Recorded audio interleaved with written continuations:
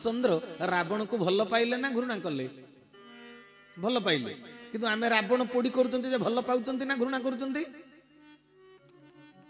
तेबे सजन वृंद तेबे ई जो आध्यात्मवाद ई जो शास्त्र पुराण रे रचना हितिबा समस्त कथार भितरे लुचि रहितिबा प्रकृत सत्य को आमे पर्यंत संधान करि पारी नाहन तेबे वास्तव सत्यर संधान करिसंती आमको आम आखि आगरे प्रकृत सत्य को उन्मोचन करिसंती ठाकुर चरमनाथ गुरुस्वामी हरि हरि बोला।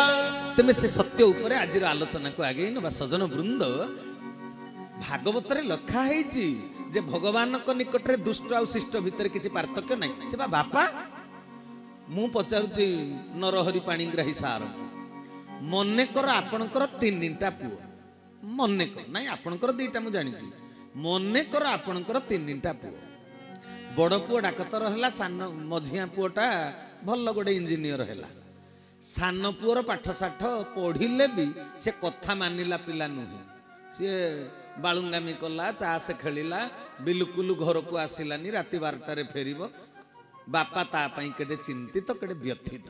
अच्छा बापा केबे दुष्ट पुओर अमंगल चिंता करि पारे जिते पुओटा दुष्टामी कर बापा केबे पुओर अमंगल चिंता करिवो माँ केबे अमंगल चिंता करिवो बरं भगवान को पाखरे बेसी प्रार्थना करिवो ता पई जे तो डाक्तर हो गला सी तो मनीष हो गला सफल होला जे तो इंजीनियर हो गला सी तो समाज रे प्रतिष्ठित हो गला बापा माँ ता चिंता कहीं करिवे जो पिलाटा मनीष न हो पारिला सब बेले बापा माँ ठाकुर को तो हे प्रभु छुआटा बाटरे जाइछि ताकू बाट को आण हे ठाकुरे 5 जन रे ताकू जणे कर छुआटा को टिके कूल रे लगेई दियो प्रभु।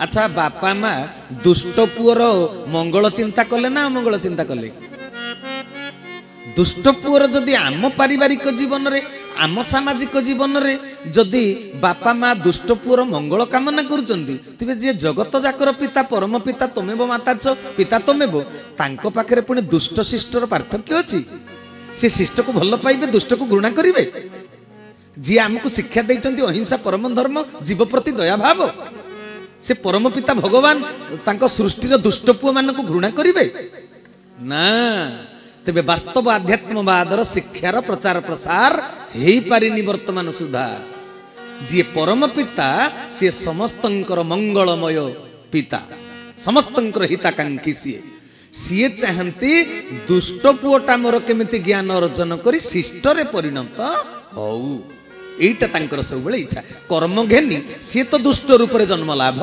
करिछि किंतु एते शिक्षा कहीं के दिया जाइछि ता पई व्यवस्था कहीं करा जाइछि ना काले ता मनर परिवर्तन हेई जीव दुनिया रे भल मंद दुईटा जाक अछि भल मंद पाप पुण्य उचित अनुचित आलोक अंधार दिन राति ए सृष्टि रे होछि दुईटी पार्श्व मो ठाकुर लिखि दैचंती जो 16 मसिया आशीर्वचन रे दिवारात्र अटई सृष्टिर दुई पार्श्व सृष्टिर दुईटा पार्श्व सब बेले रही तेणु भल अछंती मंद अछंती तांको सृष्टि रे अछंती किंतु मद दुकान एपटे खोला चली हाँ कि नहीं मद दुकान को बंद कर पारिबो कि आपण जो सरकार मद दुकान रो दउचंती लाइसेंस सेही सरकार व्यवस्था रे पुणी रास्ता रे लिखा है मद्यपान करी गाड़ी चलेबा दंडनीय अपराध बुझी पारछन ना कथा तेणु एपटे मद दुकान खोला चली सेपटे निशा निवारण केन्द्र भी खोला चली मद पीबार व्यवस्था मद छड़ेबार व्यवस्था दुईटा जाक चली तेणु सृष्टि रे भल मंद दुईटा जाक रही सृष्टि शेष पर्यंत मंदर मूल उत्पाटन हो पारिबो नाही काईकि सृष्टिकर्ता परा भगवान मंदर सत्य आ मिथ्या दुईटा जाक भगवान सृष्टि तेणु मिथ्यार मूल उत्पाटन हो पारिबनी कनियर फल गछर बीज केबे मरिबो नाही किंतु तुमको निर्देश दियागला कनियर फल खाद्य नुहे ताकू खाइबो नाही तेणु सत्य मो सृष्टि मिथ्या मो सृष्टि तुमको निर्देश देली तमे मिथ्यार आश्रय नब नाही सब बेले सत्याश्रयी हुओ एटा भगवान कर निर्देश भल हुओ भल कर भल साज एटा तांकर निर्देश तेणु भाई भौणी माने जी भल हबार निर्देश करुचंती शास्त्र पुराण रे उपदेश वाक्य देइचंती से कोन दुष्ट को मारिबे ରାବଣ କଂସକୁ ଭଗବାନ ମାରିଛନ୍ତି? ମାରି ନାହାନ୍ତି। ଲୀଳା ଯେମିତି ଗୁଳି ମାରିଦେଲେ ଡ୍ରାମା ଷ୍ଟେଜରେ ଲାଇଟ୍ ଅଫ୍ ହେଇଗଲା, ସେ ଆ କରି ଖସି ପଡ଼ିଲା, ପୁଣି ଲାଇଟ୍ ଅଫ୍ ହେଲା ପରେ ଗ୍ରୀନ ରୁମକୁ ଚାଲିଗଲା, ପେଣ୍ଟିଂ ରୁମକୁ। ଭଗବାନଙ୍କ ଲୀଳା, ଲୀଳା ହେଉଛି ଅଭିନୟ। ତେଣୁ ସେଇଥିପାଇଁ କେତେ ସୁନ୍ଦର ଭାବରେ ଏକାଦଶ ସ୍କନ୍ଦ ଭାଗବତରେ ଜଗନ୍ନାଥ ଦାସ କେତେ ସୁନ୍ଦର ଭାବରେ କହିଲେ, ଦୁଷ୍ଟ ନିବାରି ସନ୍ଥ ପାଳୁ ତୁ ନାଥ ପରମ ଦୟାଳୁ, ତୋର ଶତ୍ରୁ ମିତ୍ର ନାହିଁ, ତୋର ଭିଆଣ ସର୍ବଦେହି, ଭକ୍ତି କରନ୍ତି ଯେ ତୋତେ, ଯେ ବାଭ ଜଇ ଶତ୍ରୁ ମତେ, ତୁହିଙ୍କି ଦେଉ ଏକ ଗତି, ଦୟା ସାଗର ଦାସରଥି, ଶ୍ରୀ ଗୁରୁ ସତ୍ୟ ସନାତନ, ଚୈତନ୍ୟ ଦାତା ପରବ୍ରହ୍ମ। ସଚିଦାନନ୍ଦ ଭଗବାନ କି ଭାଗବତ କହିଲେ, ଦୁହିଁକି ଦେଉ ଏକ ଗତି, ଦୟା ସାଗର ଦାସରଥି। ଦି ଜଣ ଯାକୁ ଏକ ଗତି ଦିଅନ୍ତି, ଦୁଷ୍ଟକୁ ବି ଯୋଉ ଗତି, ଶିଷ୍ଟକୁ ବି ସେହି ଗତି ଦିଅନ୍ତି। ବୁଝିପାରୁଛନ୍ତି ନା? ତେବେ ଏଥିରୁ ଆମେ କଣ ବୁଝିଲେ? ଭଗବାନ ସମସ୍ତଙ୍କୁ ତେବେ କାହିଁକି ଭଲ ପାଆନ୍ତି? ଦୁଷ୍ଟକୁ ବି ନିଜର କରନ୍ତି, ଶିଷ୍ଟକୁ ବି ନିଜର କରନ୍ତି। ତେବେ ତା ଭିତରେ ଲୁଚି ରହିଥିବା ରହସ୍ୟ ମୋ ଠାକୁର ଉଦାହରଣ ଦେଇ ବୁଝେଇ ଦେଇଛନ୍ତି, ଆମେ ତାର ଆଲୋଚନା କରିବା। ଆମେ ଏତେ କଥା ଜାଣିନୁ। ଆମେ ଯେତେବେଳେ ଆଶ୍ରମ ନୂଆ ନୂଆ ଗଲୁ, ଅନେକ ଭାଇମାନଙ୍କ ଠାରୁ ଠାକୁରେ ତାଙ୍କ ସାଥିରେ ବସି କି ଆଲୋଚନା କରିଛନ୍ତି ସବୁ ଶୁଣିଲୁ। ଆମେ ତ 1999 ମସିହାରେ ଯାଇ ଠାକୁରଙ୍କ ପାଖକୁ ଗଲୁ ନା, କିନ୍ତୁ ଅନ୍ତେବାସୀ ମାନେ କେବେଠୁ ଅଛନ୍ତି? ସଂଘ ତିଆରି ହବା ପୂର୍ବରୁ। ଆମ ପୁରିଆ ଭାଇକି ଠାକୁରେ କେଡ଼େ ସୁନ୍ଦର ଭାବରେ ଆକର୍ଷିତ କରି ଆଶ୍ରମକୁ ଟାଣି ଆଣିଲେ, ସୁନ୍ଦର ନାମ ଗାଆନ୍ତି ବୋଲି। ପୁରସ୍ତମ ଭାଇ କି ଜାଣିଛନ୍ତି ନା? ନାମ ଗାଆନ୍ତି ଅତି ସୁନ୍ଦର, ଅତି ସୁନ୍ଦର ସାବଲୀଳ, କମନୀୟ ନମନୀୟ କଣ୍ଠସ୍ୱର। ତାକୁ ଗୋଟେ ଚକୋଲେଟ ଦେଇକରି ଆକର୍ଷଣ କରି ନେଇ ଆସିଲେ। ବୁଝିପାରୁଛ ନା? ପୁଣି ଆଶ୍ରମରେ ପରିବେଶ ସୁରକ୍ଷାର ସମ୍ପୂର୍ଣ୍ଣ ଦାୟିତ୍ୱ ତାକୁ ଦେଇଥିଲେ। ପରିବେଶବିତ୍ ମାନେ ଠାକୁରଙ୍କର ସ୍ୱୀକୃତ ସିଏ ଜଣେ ପରିବେଶବିତ୍ ପୁରିଆ ଭାଇ। ଆଉ ଫାର୍ମାସିଷ୍ଟ ଅମ୍ବୁଜ ଭାଇ, ଏମାନେ ସବୁ ଘର ଦ୍ୱାର ଛାଡ଼ିକରି ଆଶ୍ରମରେ ଆସି ରହିଲେ। ଯେତେବେଳେ ଚରମରେ ଯୋଉ କଥାଟା ବାହାରେ, ଯୋଉ କଥାକୁ ବୁଝି ହୁଏ ନାହିଁ, ତାଙ୍କ ଭିତରେ ସନ୍ଦେହ ସୃଷ୍ଟି ହୁଏ, ଠାକୁରଙ୍କୁ ଯାଇକରି ପଚାରି ଦିଅନ୍ତି, ଆଉ ଠାକୁର ଏଇଟା କାହିଁକି ଏମିତି ଲେଖା ହେଇଛି? ଯେତେବେଳେ ଠାକୁରେ ଚରମରେ ପ୍ରକାଶ କରିଦେଲେ, ଦୁଷ୍ଟ ପୁଅ ଶିଷ୍ଟ ପୁଅ ଯେ ଯାହା ମତେ ସୃଷ୍ଟିକି ପୁଷ୍ଟ କରିଛନ୍ତି, ତାଙ୍କ ଭିତରେ ଭାବନାଟା ଆସିଲା, ଆରେ ଦୁଷ୍ଟକୁ ନିଜର, ଶିଷ୍ଟକୁ ବି ନିଜର, ଇଏ କେମିତିଆ କଥା? ତେବେ ଠାକୁରଙ୍କୁ ଯାଇ ପଚାରିଲେ, ଯେତେବେଳେ ଠାକୁରେ କେଡ଼େ ସୁନ୍ଦର ଉଦାହରଣ ଦେଇ ଏ ସନ୍ଦେହର ମୋଚନ କରିଥିଲେ, ମନ ଧ୍ୟାନ ଦେଇ ଶୁଣିବେ, ଭଗବାନ କାହିଁକି ଦୁଷ୍ଟକୁ ନିଜର କରନ୍ତି, ଶିଷ୍ଟକୁ ନିଜର କରନ୍ତି? ଯେହେତୁ ତାଙ୍କର ସମସ୍ତେ ସନ୍ତାନ। ଭାଇ ଭଉଣୀ ମାନେ, ଠାକୁରେ ମୋର ଚରମର ବାଣୀକୁ ଆଧାର କରି ଆଜି ଆମେ କଥାଟି ଆଲୋଚନା କରିବା। ଆପଣ ଜଣେ ଧର୍ମାତ୍ମା, ଆପଣ ଠାକୁର ଚରମନାଥଙ୍କର ଆଶ୍ରିତ। ଆପଣ ସଞ୍ଜେ ସକାଳେ ଧାରା କରୁଛନ୍ତି, କର୍ମଯୋଗ ଅଭ୍ୟାସ କରୁଛନ୍ତି, 12 ଥର ସାଷ୍ଟାଙ୍ଗ ପ୍ରଣାମ କରୁଛନ୍ତି। ଠାକୁରେ କହିଲେ, ତ ତୁ ଯଦି କର୍ମଯୋଗ ନ କରିବୁ ଜଗତ କଲ୍ୟାଣ ପାଇଁ ତତେ କୌଣସି ସମ୍ବଳ ମିଳିବ ନାହିଁ। ଚରମରେ କହିନାହାନ୍ତି, କର୍ମଯୋଗ ଅଭ୍ୟାସ କରି ଯାହା ପାଇବୁ ତାକୁ ଜଗତ କଲ୍ୟାଣରେ ଲଗେଇବୁ ମୋ ବାପ। ଠାକୁରେ ମୋର କହିଲେ, ତେଣୁ କର୍ମଯୋଗ କଲେ ଯାଇ ତୋତେ ଅମୃତ ସମ୍ପତ୍ତିଟା ମିଳିବ, ଯାହା ବଳରେ ତୁ ଜଗତର କଲ୍ୟାଣ ସାଧନ କରିପାରିବୁ। କର୍ମଯୋଗ ନାହିଁ, କିଛି ପାଇବାର ନାହିଁ। ତେଣୁ ଯେତେବେଳେ କର୍ମଯୋଗୀ ସାଧକଟିଏ, ପ୍ରଭୁଙ୍କର ଆଶ୍ରିତ ଆଜ୍ଞାକାରୀ ଶିଷ୍ୟଟିଏ, ତାଙ୍କ ଗାଁ ଦାଣ୍ଡରେ ସିଏ ଯାଉଛି, ଗଲା ବେଳକୁ ସିଏ ହଠାତ୍ ଗୋଟେ ବିପରୀତ ଧର୍ମୀ କର୍ମଟେ ଦେଖିଦେଲା ରାସ୍ତା ଉପରେ। କଣ କର୍ମଟା? ନା 75 ବର୍ଷର ବୁଢା ବାପକୁ 25 ବର୍ଷର ଯୁବକ ପୁଅଟେ ନିର୍ଧୁମ ପ୍ରହାର କରୁଛି। ଦେଖିଦେଲେ, ଆପଣଙ୍କ ଭଳି ଚରମନାଥଙ୍କ ଆଶ୍ରିତ ଜଣେ ସଦାତ୍ମା ଦେଖିଦେଲେ। ତେବେ କରଣୀୟ କର୍ତ୍ତବ୍ୟଟା କଣ? ମନ ଧ୍ୟାନ ଦେଇ କଥାକୁ ଶୁଣିବେ। କରଣୀୟ କର୍ତ୍ତବ୍ୟ କଣ? ଆପଣ ଦେଖିଲେ ସେଠି ଭୁଲ ହଉଛି ନା ଠିକ ହଉଛି? ଦେଖି ଭୁଲ ହଉଛି ନା ଠିକ ହଉଛି? ହଁ, ଲୌକିକ ରୀତିରେ ସମସ୍ତେ କହିବେ ସେଠି ଯାହା ଘଟୁଛି ଭୁଲ ହଉଛି, ସେଠି ଭୁଲ କାମଟା ହଉଛି। କାରଣ ଆମ ସନାତନ ଧର୍ମର ଶିକ୍ଷା ବାପା ମାଙ୍କୁ ସେବା ଦବା ନା, बापा माँ जेते खराब काम कहले भी खराब कथा कहले भी तांकू केबे हाथ लगेଇବା उचित नुहे जिए मते हाथ धरी चाली शिखैची सेही हाथ रे ताकू प्रहार करिवो ना यह सनातन धर्मर शिक्षा नुहे सनातन धर्मर शिक्षा कौन संज्ञा कौन कहले अकृत्यं नैव कर्तव्यं प्राण त्यागेति संस्थिते न च कृत्य परित्यज्य मे सधर्म सनातन सनातन धर्म क्या कहा जाए कहले अकृत्यं नैव कर्तव्य प्राण त्यागेति संस्थिते जोटा अकृत्य जोटा करिबा उचित नुहे जोटा को शास्त्र रे बारण करा जायछि ए काम करिबो नाही गुरु उपदेशावली पुस्तक रे कहिले ग्रंथ ब्रह्म रे कहिले तू ए काम करिबू नाही 50 खंड चरम रे कोन अछि कि कोन करिबू नाही एतिकी तो लिखा आउ कोन मानव धर्म पालन करिया पई चरम लक्ष्य स्थल रे पहुंचीबा पई कोउटा करणीय कर्तव्य कोउटा अकरणीय कोटा करिबू नाही ए दी प्रकार कथाटा केवल लिखा आइछि तेणु शास्त्र पुराण को आमे पढ़िचंती माने आमे जानिचंती बापा मां को सेवा करिवो ना माड दबो सनातन धर्म रे कोन अछि सेवा दबो तेबे आम धर्म पिता माता ठारू बड़ देवता के स्वर्ग राइजे नाही तांकरी आशीष सहायक आसीना विपद तरिबा पाई तेनु बापा मां को ठारू प्रणाम करी सेवा करी आशीर्वाद नबा कथा आ मारिबा कथा तो लेखा हैनी एटा अकरणीय कर्तव्य कहले करणीय जोटा निश्चय करिवो जोटा अकरणीय ताहा केबे करिवो नाही प्राण चाली गले भी एहा हेउची सनातन धर्म हरि हरि बोला तबे पुत्र क्षेत्र रे सेठी कोन होउची से तळे बाप को पिटुजी सेठी कोनडा होउची सनातन धर्म खंडन होउची ना सनातन धर्म मंडन होउची सनातन धर्म सेठी खंडन होउची बाप को पुओटा पिटुची तेनु पुत्र धर्म कलुषित होउची कर्तव्य परायणता कलंकित होउची सेठी आपण देखुचंदी तबे आपण सेठी कोनटा करिवे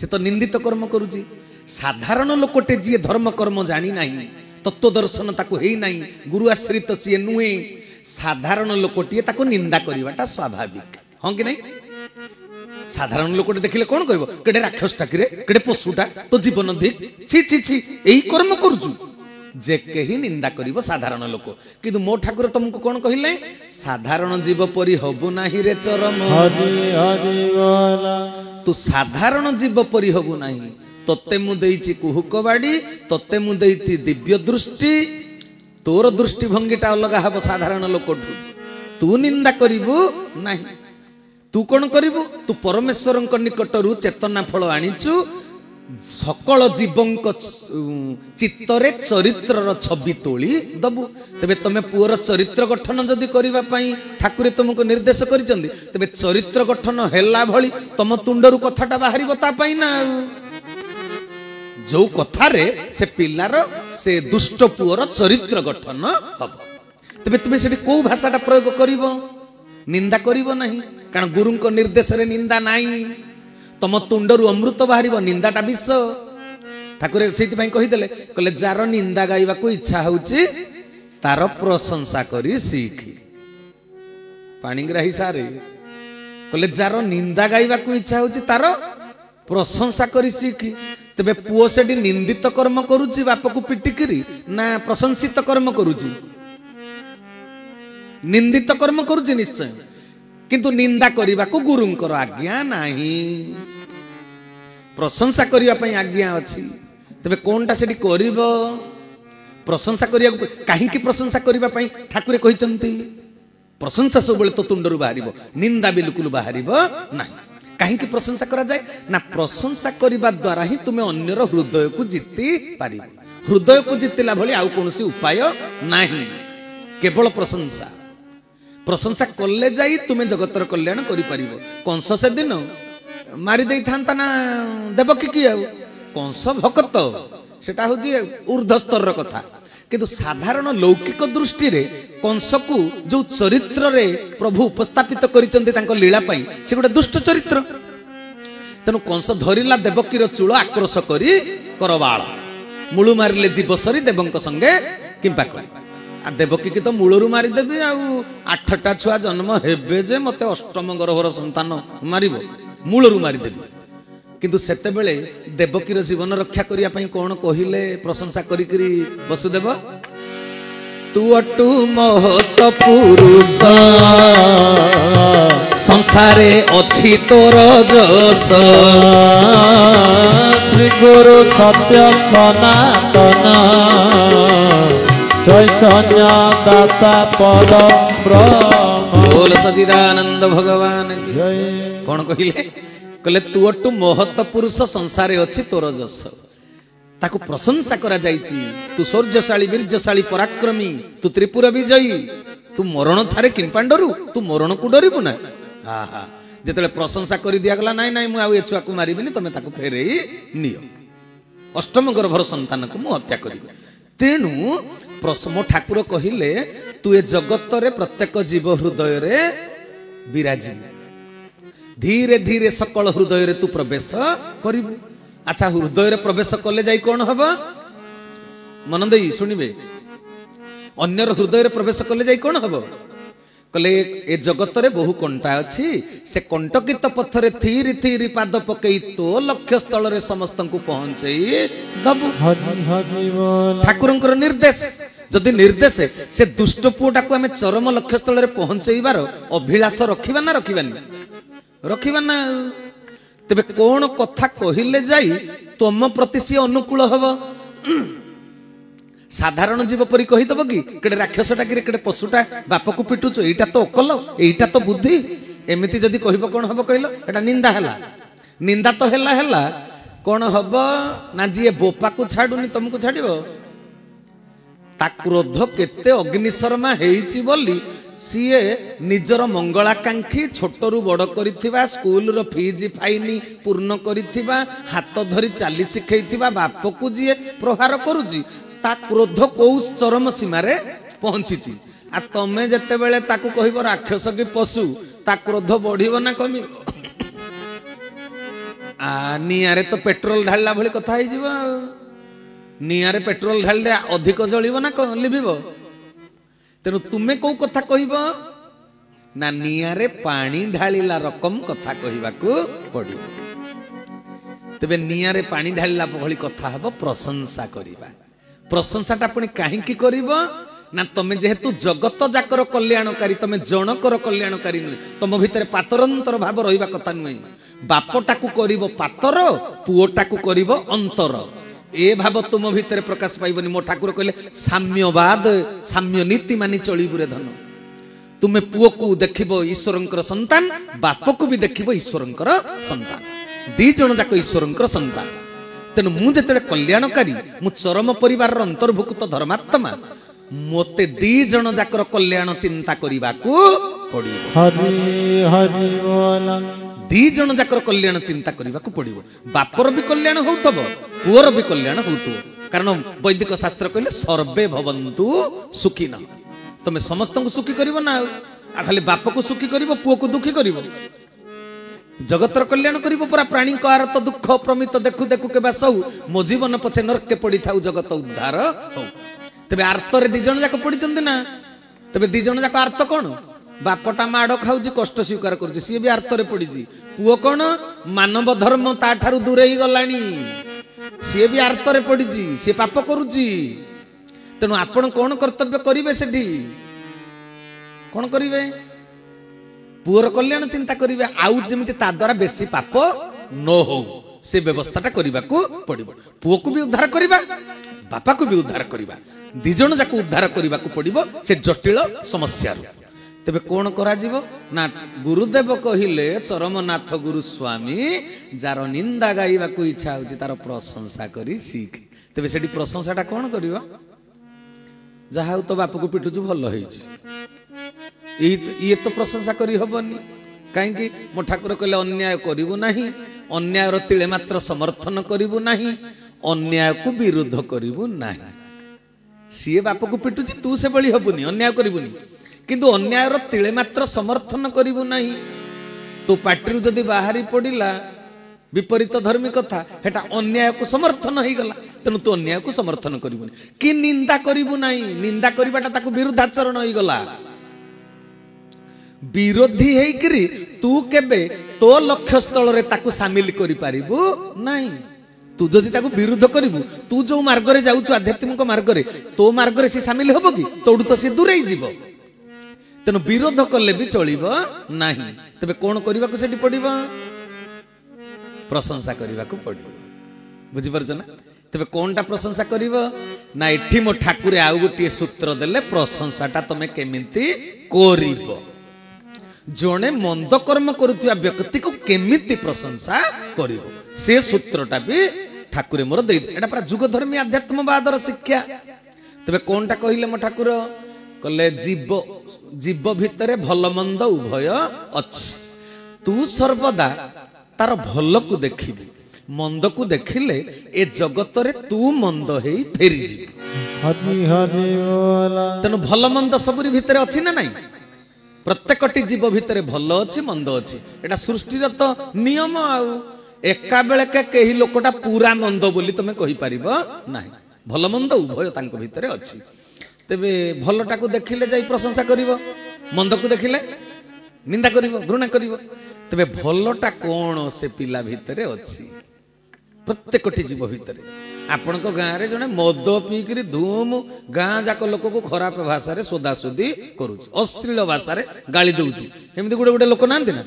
ଦିନ ସାରା 24 ଘଣ୍ଟା ପୁରା ନିଶା ଭିତରେ ରହିବେ, ଖାଲି ଗାଳି ମନ୍ଦ କରିବେ। ହାତ ଧରିଥିବା ସ୍ତ୍ରୀର ପିଟିକିରି କାଚ ଚୁନା କରିଦେବେ, ଯୋଉ ଶଙ୍ଖା ସିନ୍ଦୁର ଆଦି ଲିଭେଇ ପକେଇବେ। ଏମିତି ଲୋକ ସଂସାରରେ ଅଛନ୍ତି। ଏତେ ମନ୍ଦ ଗୁଣ ଭିତରେ ବି ଗାଁରେ ମନେକର ରାତି 12ଟା 1 ବେଳକୁ କାହାର ପେଟ ବଥା ହେଲା, ଜୋରରେ ଚିତ୍କାର କଲା କିଏ, ଗାଁ ଯାକ ରୁଣ୍ଡ ହେଇ ପଡ଼ିଲେ, ସାହି ଯାକ, କଲୋନୀ ଯାକ ସମସ୍ତେ କହୁଛନ୍ତି ଡାକ୍ତରଖାନା ନେଇଯାଅ, ଡାକ୍ତରଖାନା ନେଇଯାଅ ସମସ୍ତେ କହୁଛନ୍ତି, କେହି ନବାକୁ ବାହାରୁ ନାହାନ୍ତି।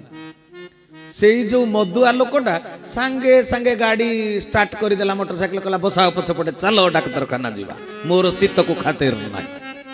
ତେବେ କୁହ, ମନ୍ଦ ଗୁଣ ଯେତେ ଥାଉ ପୁଣି ତାର ଗୋଟେ ଭଲ ଗୁଣ ଅଛି ନା ନାଇଁ? ଅଛି ନା। ବାଳି ସିନା ନିଜ ସ୍ତ୍ରୀ ସୁଗ୍ରୀବ ସ୍ତ୍ରୀ ଭାଇ ବୋହୁ ରମାକୁ ରୂପଲୋଭରେ ପଡିକି ସ୍ତ୍ରୀ କରି ରଖିଥିଲା। ବାଳିର ଏଟା ମନ୍ଦ ଗୁଣ, ସେ ଦୁଷ୍କୃତର ପରିଚୟ ଦେଇଛି ବାଳି। କିନ୍ତୁ ରାବଣ ଯିଏ 33 କୋଟି ଦେବତାକୁ ପାଦ ତଳେ ଖଟେଇଥିଲା ଚାକରପଣରେ, ଏଡେ ବଡ ସାଧନା ତାର, ତ୍ରିପୁର ବିଜୟୀ ରାବଣ, ତାକୁ ବାଳି କାଖରେ ଜାକିକିରି 6 ମାସ ବୁଲିଲା, କାଖରେ ଜାକିକିରି। ତେବେ ରାବଣର ସାଧନା ଠାରୁ ବାଳିର ସାଧନା ଅଧିକ କି ନାହିଁ? ତେଣୁ କହିବାର ତାତ୍ପର୍ଯ୍ୟ, ଆମେ ସୀମିତ ବୁଦ୍ଧିରେ କେବେ ବିଶ୍ବ ବ୍ରହ୍ମାଣ୍ଡକୁ ମାପି ପାରିବା ନାହିଁ, କିଏ ଭଲ କିଏ ମନ୍ଦ। ଆମର ସାର୍ଟିଫିକେଟ ଦେବାର ନାହିଁ, କାରଣ ଯିଏ ମନ୍ଦ କଲା ଭଗବାନ ତାକୁ ତା ଫଳ ଦେବେ। ବୁଝିପାରୁଛ ନା? ଆଚ୍ଛା, ଚୋର ଲୁଚି ଲୁଚି ଚୋରି କରୁଛି, ମନେକର ପୋଲିସ ହାତରେ ଧରା ପଡିଲା ନାହିଁ, ଯିଏ ଧରା ପଡିଲା ସିଏ ଦଣ୍ଡଟା ପାଉଛି। ଆଚ୍ଛା, ଯିଏ ଚୋରି କରିକିରି ଖରାପ କାମ କରିକିରି ଧରା ନ ପଡିଲା, ସିଏ ଦଣ୍ଡ ପାଇବ ନା ପାଇବନି? ପାଇବ। କାହା ହାତରୁ? ଭଗବାନ, କାଳ ହାତରୁ। ପୋଲିସ ଯଦି ତାକୁ ଦଣ୍ଡ ନ ଦେଇ ପାରିଲା, କାଳ ହାତରୁ ସିଏ ଦଣ୍ଡଟା ପାଇବ ନା। ଆଉ ଯିଏ ତ ଯୋଉ କର୍ମ କଲା କାଳ ହାତରୁ ସିଏ ଦଣ୍ଡ ପାଇବ। ମୁଁ କାହିଁ ତା ବିଷୟରେ ଚିନ୍ତା କରି ମୋ ମୁଣ୍ଡଟାକୁ ଖରାପ କରିବି?